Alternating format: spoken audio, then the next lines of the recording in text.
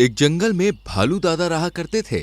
सारे जंगल में भालू दादा बड़े ही अकड़ू व्यवहार से प्रसिद्ध थे। जंगल के सभी छोटे मोटे प्राणी भालू दादा का बहुत ही सम्मान करते थे और भालू दादा से डरते भी बहुत थे।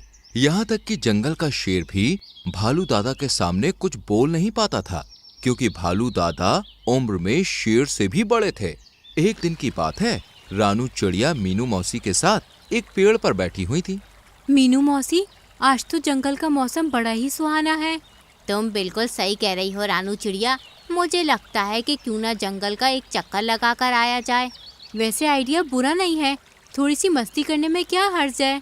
तभी मिंकू बंदर पेड़ पर छलांगे मारता हुआ वहां पर आ पहुंचा और गुस्से से पेड़ पर बैठ गया। रानू चिड़िया मिंकू बंदर की ओर देखकर बोली, क्या बात है मिंकू बंदर, तुम्हारे चेहरे पर ये गुस्सा क्यों झलक रहा है? रानू चिड़िया की बात सुनकर मिंकू बंदर गुस्से से रानू से बोला, भालू दादा अपने आप को समझते क्या हैं?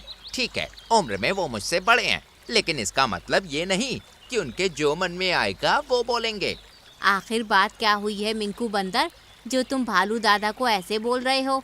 अरे बात क्या हुई मीनू मौसी, मैं एक पेड़ पर बैठकर केले खा रहा था, तभी वहाँ पर भालू दादा आ गए और कहने लगे कि अभी ये केले पके नहीं हैं, तुम कच्चे केले खाकर केले की फसल को बर्बाद कर रहे हो।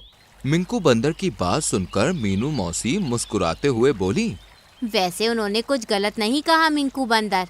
अरे वाह, होते कौन है मुझे कुछ कहने वाले? क्या वो इस जंगल के मालिक हैं?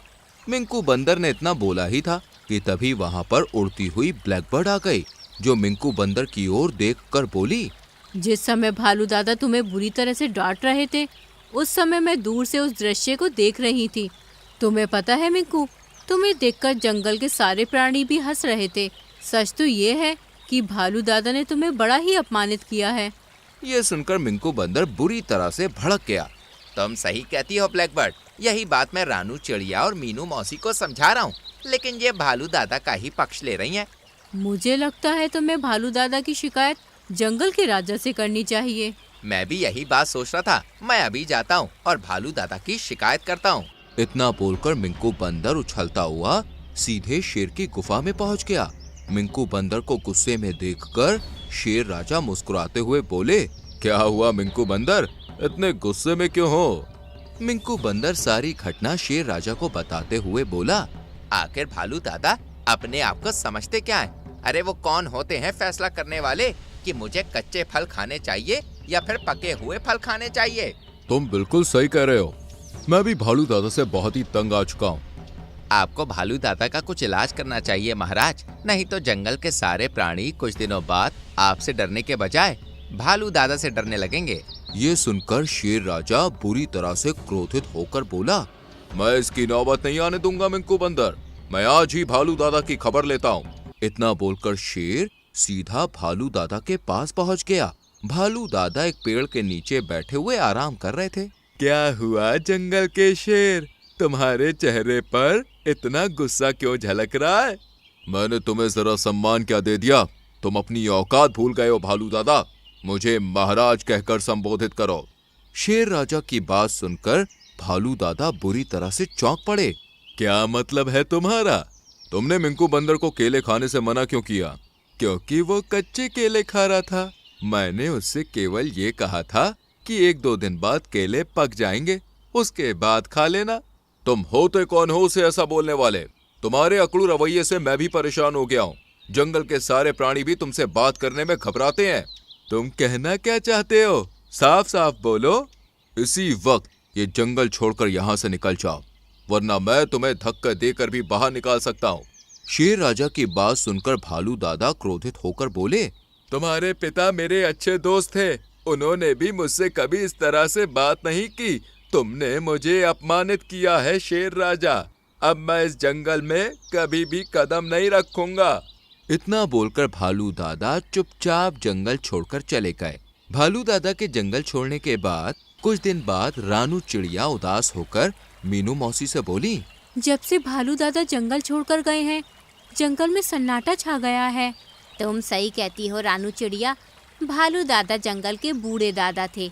वे जंगल के प्राणियों को उनकी भलाई के लिए डांटा करते थे, मगर उनकी डांट ही उनके लिए मुसीबत बन गई। समय ऐसे ही बीतने लगा। एक दिन जंगल का राजा शेर अपनी गुफा में बैठा हुआ आराम कर रहा था। तभी एक कबूतर वहां पर आ पहुंचा और जंगल के राजा शेर से बोला, महाराज, आपके लिए एक बहुत ही बुरा समाचार है। शेर राजा चौंकते हुए बोले, कैसा बुरा समाचार? महाराज, हमारे पड़ोसी राज्य के जंगल का जो राजा बूढ़ा हो चुका है, कल उसका बेटा जंगल का राजा बन गया है और वो आपके ऊपर हमला करने की योजना बना रहा है। आप जानते हैं, अगर वो आपके ऊपर हमला करेगा तो आप उसका मुकाबला नहीं कर पाएंगे, क्योंकि उसके पास आपके पास से अधिक सेना है। तुम इतना सब कुछ कैसे जानते हो? महाराज, मैं दूसरे जंगल की सैर करने के लिए निकला था, तभी मैंने उस जंगल के शेर की ये बातचीत सुन ली। वो अपने सेनापति भेड़िए से बात कर रहा था। कबूतर की बात सुनकर शेर बुरी तरह से डर गया और तुरंत कबूतर की ओर देखकर बोला, जल्दी से हमारे सलाहकार रानू चिड़िया और मीनू मौसी को बुलाओ। कबूतर कुछ ही देर में मीनू मौसी और रानू चिड़िया को वहां पर बुला लाया। शेर राजा सारी घटना मीनू मौसी और रानू चिड़िया को बताते हुए बोला, हमें किसी भी तरह से युद्ध को रोकना होगा। अगर युद्ध हुआ तो मेरे जंगल के मासूम प्राणी भी बेमौत मारे जाएंगे। जंगल में खून खराबा हो जाएगा। मैं उसकी सेना का मुकाबला भी नहीं कर सकता। शेर राजा की बात सुनकर मीनू मौसी गहरी सोच में डूबते हुए बोली, महाराज, जहाँ तक मैं जानती हूँ तो भालू दादा की दोस्ती दूसरे राज्य के जंगल के शेर के बूढ़े पिता से है। अगर भालू दादा उस बूढ़े शेर से हम पर हमला करने के लिए मना करेंगे तो मुझे विश्वास है वह मान जाएगा। लेकिन महाराज, भालू दादा को तो आपने अपने जंगल से अपमानित करके निकाल दिया। ये सुनकर शेर अफसोस भरे लहजे में रानू चिड़िया की ओर देखकर बोला, मुझे भी इस बात का बहुत अफसोस है रानू चिड़िया। भालू दादा को निकालने के बाद मुझे अपनी गलती का एहसास हुआ, लेकिन मैं कर भी क्या सकता हूँ। अब जो हो गया सो हो गया। तुम एक काम करो, भालू दादा को तलाश करो और किसी भी तरह से उनको यहाँ पर लेकर आओ। शेर राजा की बात सुनकर मीनू मौसी और रानू चिड़िया भालू दादा को तलाशने लगी। वो दोनों भालू दादा को तलाशती तलाशती दूसरे जंगल तक जा पहुंची। अचानक रानू चिड़िया मीनू मौसी की ओर देखकर बोली, मीनू मौसी, वो देखो, उस घने वृक्ष के नीचे भालू दादा बैठे हुए हैं। मीनू मौसी, चलो चलकर देखते हैं। वो दोनों भालू दादा के पास आकर बैठ गए। भालू दादा उन दोनों की ओर देखकर बोले, तुम दोनों यहाँ पर क्या कर रही हो? ये दूसरा जंगल है। रानू चिड़िया भालू दादा को सारी घटना बताते हुए बोली, हमारी मदद कीजिए भालू दादा। नहीं रानू, जंगल के शेर ने मुझे अपमानित किया। मैं अब उस जंगल में कदम भी नहीं रखूंगा और ना ही उसकी मदद करूंगा। उसने मुझे मेरे ही जंगल से निकल जाने को कहा। भालू दादा, आप जंगल के सबसे बुजुर्ग भालू हैं और महाराज आपके सामने बच्चे हैं और बच्चों से गलतियां तो हो ही जाती हैं। बड़ों का फर्ज बनता है उन्हें माफ़ कर देना। अगर आप उनकी मदद नहीं करेंगे तो दूसरे जंगल का राजा जंगल पर हमला कर देगा। सैकड़ों प्राणी मारे जाएंगे। जंगल में खून खराबा होगा। आप इस युद्ध को रोक सकते हैं। मीनू मौसी की बात सुनकर भालू दादा मुस्कुराते हुए मीनू मौसी की ओर देखकर बोले, तुम्हारी बात सही है, लेकिन जिसने गलती की उसे स्वयं आकर माफी मांगनी चाहिए। मीनू मौसी और रानू चिड़िया समझ गए कि भालू दादा क्या कहना चाह रहे हैं। वो दोनों उड़ती हुई जंगल के राजा शेर के पास पहुंच गए और सारी घटना बताते हुए बोली, महाराज, भालू दादा चाहते हैं कि आप स्वयं उनके पास जाकर उनसे अपनी गलती की क्षमा मांगे। मैं उनसे क्षमा मांगने के लिए तैयार हूँ। चलो मेरे साथ। कहाँ पर हैं वो? कुछ ही देर में शेर राजा भालू दादा के सामने खड़ा हुआ था। मुझे माफ कर दो भालू दादा, मैंने आपके साथ बहुत गलत किया।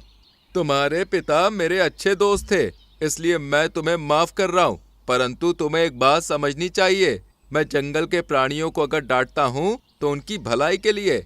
अगर उस समय बंदर कच्चे केले खा लेता तो उसका स्वास्थ्य बिगड़ सकता था। मैंने उसकी भलाई के लिए उसे मना किया था, ना कि अपने आप को राजा समझकर। मुझे अब एहसास हो रहा है कि मैं गलत था और आप सही। भालू दादा मुस्कुराते हुए शेर राजा से बोले, सारी गलती तुम्हारी नहीं है शेर राजा, कुछ गलतियां मेरी भी है। क्या है कि इस उम्र के पड़ाव में आकर मैं थोड़ा सा चिड़चिड़ा हो गया हूँ और मेरा स्वभाव गुस्सैल हो गया है। अब मैं भी अपने स्वभाव में परिवर्तन करूंगा और हर किसी से मुस्कुरा के हंसकर बात करूंगा। इतना बोलकर भालू दादा दूसरे जंगल के बूढ़े शेर के पास जाकर बोले, तुम्हारा पुत्र मेरे जंगल पर हमला करने की सोच रहा है। ये सुनकर बूढ़ा शेर चौंकते हुए बोला, मुझे नहीं पता था कि तुम उस जंगल में रहते हो। अगर ऐसी बात है तो मैं अपने पुत्र को युद्ध करने से रोकूंगा ही नहीं, बल्कि उसे डांटूंगा भी। ये सुनकर भालू दादा मुस्कुराते हुए अपने जंगल की ओर चले गए और शेर राजा से बोले, अब निश्चिंत रहो जंगल के राजा, अब वो दूसरा शेर हमला नहीं करेगा।